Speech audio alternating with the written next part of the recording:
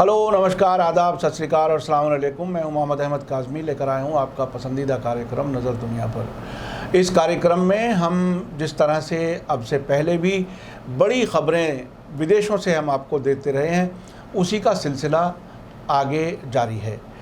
नए फॉर्मेट में, नए अंदाज में नज़र दुनिया पर कार्यक्रम पेश करने की हम कोशिश कर रहे हैं और इसमें कुछ लोगों का कहना है कि इसमें इंफॉर्मेशन काफ़ी ज़्यादा आ जाती है। स्क्रिप्ट पूरी लिख कर के तैयार हम नहीं बैठ रहे, लेकिन हाँ, कुछ ख़बरें हमारे सामने हैं, उस पर इसमें चर्चा करेंगे। मेरे साथ पत्रकार हैं मोहम्मद जावेद अनवर, जो इन ख़बरों के बारे में बीच में कोई सवाल अगर इनके जहन में आएगा तो वो पूछेंगे और मैं कोशिश करूँगा उसका जवाब देने की। बहुत मशहूर है। अभी ये बहुत ही दिलचस्प सिनेरियो है मिडिल ईस्ट का। मिडिल ईस्ट में 15 सितंबर को यूएई और बहरीन ने इजराइल के साथ ताल्लुकात को नॉर्मल करने के लिए वाशिंगटन में साइन किया है एग्रीमेंट। वाशिंगटन में क्यों? चूँकि वाशिंगटन की ग़ुलामी करनी है, अमेरिका की ग़ुलामी करनी है। ये आपने कभी सुना है कि दो मुल्कों के एग्रीमेंट हों और किसी तीसरे मुल्क में जा कर के हों? ये आम तौर पर उन हुकूमतों में होते हैं जहाँ या तो बहुत बड़ी जंग हो रही हो, कोई तीसरा आदमी आए, लेकिन ग़ुलामी इस तरह की कि एक तीसरे मुल्क में जा कर के एग्रीमेंट्स हुए हैं। अब इसके बाद बहुत बड़े पैमाने पर ख़ुद फ़िलिस्तीनियों के दोनों जो बड़े ग्रुप्स हैं, हमास गाज़ा में और अल फतह वेस्ट बैंक में, जो PLO जिसकी पैलेस्टीनियन अथॉरिटी है, जिसके प्रेसिडेंट हैं महमूद अब्बास, जिन्हें अबू माज़िन भी कहते हैं, उनकी तरफ से क्रिटिसिज्म आया है इन अरब मुल्कों का, ये कहते हुए कि ये हमारे पीठ में छुरी घोंपी गई है, हमें धोखा दिया गया है। और इसके अलावा ईरान और ईरान जैसी जो और ताकतें इस पूरे खित्ते में हैं, उनकी तरफ से भी क्रिटिसिज्म आया है। 14 फ़िलिस्तीनी ग्रुप्स की मीटिंग हुई बैरूत में और रामल्ला में, और दोनों तरफ से ये तय हुआ कि हम मिल कर के इज़राइल के ऑक्यूपेशन के ख़िलाफ़ लड़ेंगे और अपने हक़ लेंगे, और उन्होंने क्रिटिसाइज़ किया है इन अरब मुल्कों को। तो इसके बाद जो सूरत हाल बनी है, अब इसमें मैं आपको बता दूं कि सऊदी अरब का रोल बहुत इम्पॉर्टेंट रहा है। हालांकि सऊदी अरब ने अभी अपनी तरफ से नॉर्मल ताल्लुकात अनाउंस नहीं किए हैं, लेकिन इस पूरी एक्सरसाइज में मोहम्मद बिन सलमान, सऊदी अरब के क्राउन प्रिंस, और डोनाल्ड ट्रंप के दामाद और उनके एडवाइज़र जारेड कुशनर, उनका बहुत ही इम्पॉर्टेंट रोल रहा है। अब क्या नई सूरत हाल है, ये बहुत ही दिलचस्प है। मैं ख़ास दो चीज़ें मैं बता दूं कि सऊदी अरब के एक फॉर्मर एम्बेसडर हैं, एक लंबे अरसे तक एम्बेसडर रहे हैं अमेरिका में, प्रिंस बंदर बिन सुल्तान, आपने उनका नाम सुना होगा। वो सऊदी अरब के जो इंटेलिजेंस हैं उसके भी चीफ रह चुके हैं। उनकी तरफ से अल अरेबिया टेलीविज़न चैनल, जो सरकारी टेलीविज़न चैनल है सऊदी अरब का, उसका 3 हज के मौके पर जो दुनिया भर से मुसलमान जाता है, उनकी भी खुफिया मालूमात सब इज़राइल के हाथ पहुंचेगी। तो ये उस तरह के इनके ताल्लुकात बन रहे हैं।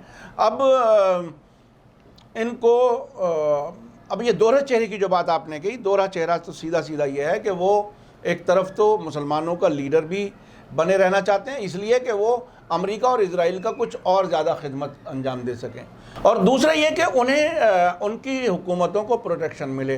डोनाल्ड ट्रंप पिछले 6 महीने में कम से कम 3 बार ये कह चुके हैं कि अगर हम चाहें और हम प्रोटेक्शन देना बंद कर दें, सिक्योरिटी देना बंद कर दें, तो 1 हफ्ते में ये हुकूमतें गिर जाएंगी।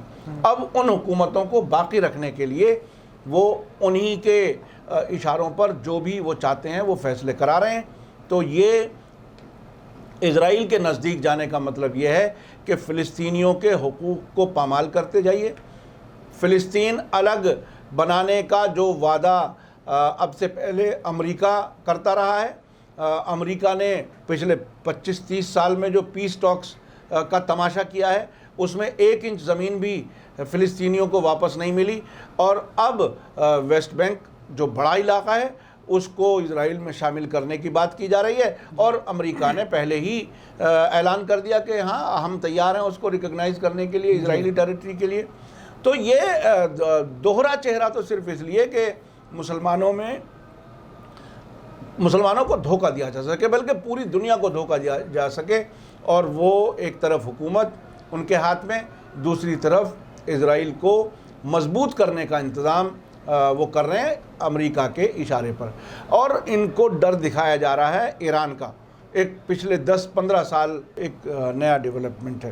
तो काज़मी साहब हमें ये बताइए कि यूएई के जो फॉरेन मिनिस्टर हैं अब्दुल्ला बिन जायद अल नहयान, इनकी जो मुलाकात हुई है इजराइल के फॉरेन मिनिस्टर से, इस मुलाकात से दुनिया को ये क्या दिखाना चाहते हैं, और उसके बाद जो उन्होंने जिस तरीके से बयान दिए हैं वो सब जानते हैं, तो उस बारे में कुछ बताइए हमें, इस बार हमारे दर्शकों को थोड़ा विस्तार से। देखिए 15 सितंबर को जो एग्रीमेंट हुआ है इन मुल्कों के बीच में, अमेरिका में, वहाँ तो बिल्कुल बॉडी लैंग्वेज अगर देखिए उसमें वीडियो में आप देख सकेंगे कि ये दोनों बिल्कुल ग़ुलामों की तरह से बहरीन और यूएई के मिनिस्टर्स, फॉरेन मिनिस्टर्स ट्रंप के और बेंजामिन नेतन्याहू के साथ बगल में बैठ कर के बहुत ही खुशी महसूस कर रहे हैं।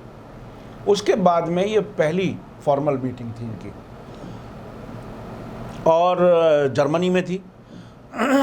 इस मीटिंग में बहुत ही दिलचस्प किस्म के विजुअल्स आए हैं। दोनों ने वो कोरोना के तरीके से ऐसे कोहनी से कोहनी मिला करके उन्होंने एक तरह से ग्रीट किया एक दूसरे को। और जर्मनी में वो हॉलोकॉस्ट के मेमोरियल भी गए हैं। मेमोरियल वो क्या है, हिटलर ने जिस तरह से उनके मुताबिक, चूँकि उस पर भी सवाल किया जा सकता है, और जैसे उनका कहना है कि कत्लेआम किया गया यहूदियों का, तो उनके मेमोरियल उन्होंने बनाए हुए उस पब्लिसिटी और हमदर्दी हासिल करने के लिए। वॉशिंगटन में मैं उनके खुद उस मेमोरियल में मैं विज़िट कर चुका हूँ। इसी तरह के मेमोरियल जाहिर है जर्मनी में भी हैं। तो वो एक उन्होंने लिखा नेवर अगेन, यूएई के फॉरेन मिनिस्टर ने, कि दुनिया में ऐसा कोई वाक़या दोबारा ना दोहराया जाए। तो वो एक तरह से यहूदियों के साथ हमदर्दी जाहिर करने का एक मौका क्रिएट किया गया था। वो भी गए। और उसके बाद में जो उन्होंने बयान दिया है, ये इजराइल के फॉरेन मिनिस्टर गैबी अशकेनाजी ये बर्लिन पहुंचे थे और वहाँ से इनकी मुलाकात हुई। और उसके बाद में एक बहुत ही दिलचस्प बयान यूएई के फॉरेन मिनिस्टर का आया है, और उन्होंने ये कहा है कि ये एक मौका है फ़िलिस्तीनियों के लिए कि वो इजराइलियों के साथ डायलॉग शुरू करें ताकि अलग फ़िलिस्तीन मुल्क बनाया जा सके। तो ये इनका दोहरा चेहरा है कि वो एक तरफ इजराइल के साथ जो कातिल हैं फ़िलिस्तीनियों के, मुसलसल कत्ल कर रहे हैं, मुसलसल कब्ज़े कर रहे हैं, यूनाइटेड नेशन की कोई करारदाद पर वो अमल नहीं करते, और उसके बाद अब ये कह रहे हैं कि साहब आप इनसे फिर से बातचीत शुरू कीजिए। तो एक तरह से फिर से मेरा तो अपना तज्जिया ये रहा है कि फ़िलिस्तीनी लीडर्स जो एक तरह से एजेंट बन गए थे इजराइल और अमेरिका के, वो उन पीस टॉक्स में बैठते थे, और उससे इजराइल को हमेशा पब्लिसिटी ये मिलती थी कि इजराइल अमन पसंद मुल्क है और वो फ़िलिस्तीनियों के साथ बातचीत कर रहे हैं। हालांकि उसका कभी कोई नतीजा नहीं निकला, कोई 1 इंच ज़मीन से वो वापस नहीं हुए। अब ये फिर से बातचीत में उलझा करके फ़िलिस्तीनियों को, चूँकि उन्हें लग रहा है कि ये रेजिस्टेंस कुछ काफ़ी मजबूत हो जाएगा, हमास और अल-फतह और बहुत से ग्रुप्स ये सब इकट्ठे हो रहे हैं, और इसमें इजराइल के लिए परेशानियां बढ़ेंगी। तो इजराइल की परेशानियां कम करने के लिए, इजराइल को प्रोटेक्शन देने के लिए अब ये फिर से बातचीत में इनको फंसाना चाह रहे हैं, जिस बातचीत से कभी कोई नतीजा नहीं निकला। इन्होंने फिर ये कहा है कि नॉर्मलाइजेशन के जो और आगे हमें कदम उठाने हैं उसके बारे में क्या क्या करना है, इस पर बात की है। और इसमें जर्मन फॉरेन मिनिस्टर मेज़बान थे, हाइको मास। उन्होंने दोनों मिनिस्टर से मुलाकात की, साथ में मिले, और जो जो समझौता हुआ है 15 सितंबर को, जिसका नाम अब्राहम एकॉर्ड रखा गया है।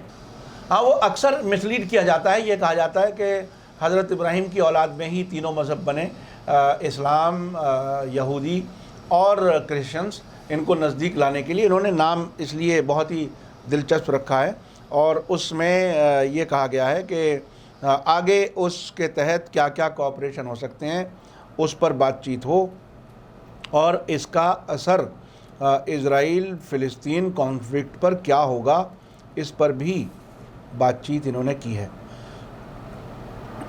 और इसके बाद जो जॉइंट स्टेटमेंट जारी हुआ है उसमें कहा गया है कि सबसे अहम बात यह है कि इस बात पर जोर दिया जाना चाहिए कि फ़िलिस्तीनियों में नाउम्मीदी पैदा ना हो, उम्मीद रहे उनको, ताकि 2 स्टेट सॉल्यूशन पर बातचीत हो सके। और ये बयान UAE की जो ऑफिशियल न्यूज़ एजेंसी है वाम WAM उसकी तरफ से नश्र हुआ है। तो ये एक बहुत ही गैर मामूली एक्सरसाइज है जो आमतौर पर डैमेज कंट्रोल के लिए समझी जा रही है, और इसमें फ़िलिस्तीनियों का क्या रिएक्शन आना है वो देखने की बात होगी। बहुत ही गैर मामूली सूरत हाल है अरब मुल्कों में। अभी मैं आपको साथ साथ बता दूं कि ऐसी सुगबुगाहट है कि सूडान और ओमान, ये 2 मुल्क भी जल्दी ही इज़राइल से ताल्लुकात नॉर्मल करने का ऐलान कर सकते हैं।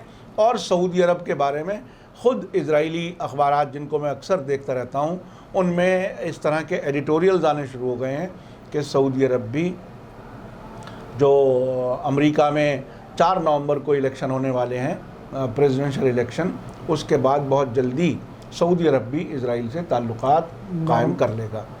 आप ये ज़रूर महसूस करते हैं, जो डिटेल हम ख़बरों की अंदर तह तक जाने की कोशिश करते हैं, और जो हुकूमतें जिस तरह से अपनी खाल बचाने के लिए अपने जो क्रेडिबिलिटी खोते हैं वो अपने गलत फ़ैसलों से, उसको वापस हासिल करने के लिए कैसी कैसी कोशिश करते हैं। सऊदी अरब की और UAE की ये कोशिश कि वो किसी तरह से फिर भी फ़िलिस्तीनियों के हमदर्द समझे जाएं, फिर भी ये समझा जाए कि उन्होंने फ़िलिस्तीनियों के हक़ में इज़राइल से ताल्लुकात कायम किए हैं, ये उनकी कोशिश है। मैं इसी के साथ आप लोगों से लेता हूँ इजाज़त। धन्यवाद, शुक्रिया, जय भारत, जय हिंद। मीडिया स्टार वर्ल्ड के और वीडियो देखने के लिए हमारे चैनल को सब्सक्राइब करें और सीधे नोटिफिकेशन पाने के लिए बेल आइकन दबाएं। और अगर हमारी खबर सच्ची और अच्छी लगे तो अपने व्हाट्सएप, इंस्टाग्राम, फेसबुक और ट्विटर अकाउंट पर ज़रूर शेयर करें।